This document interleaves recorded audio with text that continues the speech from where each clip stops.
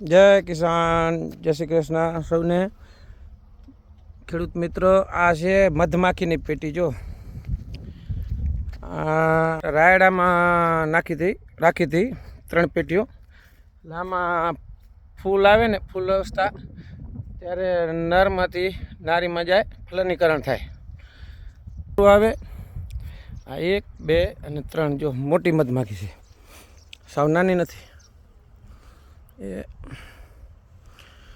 આમાં બતાવું જો.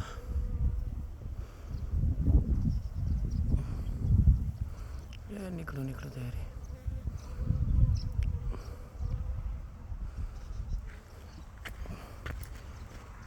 બીજી પેટીમાં 3 પેટીઓ છે. આમ જ વધારે પડતી આડીનવરી થાય. અત્યારે દિવસના ગઈ હોય ફૂલ ચૂસવા. બાજુ આપણે વરિયાળી છે, વરિયાળીમાં ફૂલ ચૂસવા ગઈ હશે. આમાં તો હવે રાયડામાં ફૂલ હવે કંઈ વધ્યું નથી, પાકી ગયો છે. કાલ કે પરમ દિવસેથી છે. રાયડો ગરો એટલે બહુ અતિશ. આમ જો 50% ઉત્પાદન માંડ આવશે. આમ જુઓ તો કેટલો ગરો છે. જુઓ આખો ગળાથી ભર્યો છે. આ રીતનું દરેક છોડમાં છે, એવું નથી કે આ એક છોડમાં.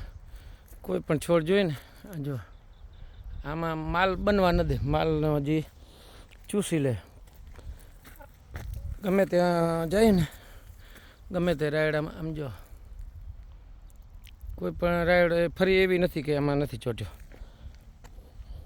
અહીંયા તો સીધો છે, સીધા વગેરે અંદર એમને એમ છે, સેમ ટુ સેમ. આ મધમાખી ખેડૂતો માટે બહુ ઉપયોગી છે. જેને કોઈને સગવડ હોય, મધમાખી કોઈ આવડત પોતાને હોય બધી કઈ રીતની ક્યાંથી મને કોઈ માહિતી નથી, પણ મારે તો આ કંપનીવાળા રાખી ગયા છે. આ બિયારણનું, રાયડાના બિયારણ પ્લોટિંગવાળા. પણ ઉત્પાદન વિશેષ આવે એમ કહે છે. અને એમાં ફરજિયાત રાખવું જ પડે નરમાંથી નારી ફલનીકરણ કરવા માટે. 2 ઓર નર છે, 8 ઓર નારી છે. ઊંચો નીચો એટલે છે. અને આ હવે નર પેલો પાકી ગયો છે, એટલે કાલથી જ એને વાઢવાનો છે. અને આ પાણી તો વરિયાળી માટે છે. વરિયાળીને 5 પાણી આપી દીધા, અને હજી 3 કે 4 પાણી આવશે. વરિયાળી દિવાળી વાવેલી છે, એટલે આગલા હજી ક્યારેક બતાવીશ. એ દેખાય, ઝૂમ કરો એટલે નીલી દેખાય ને, એ વરિયાળી છે. વચ્ચે એક ટકરું આડું છે. જય કિસાન, જય કિસાન, જય કિસાન.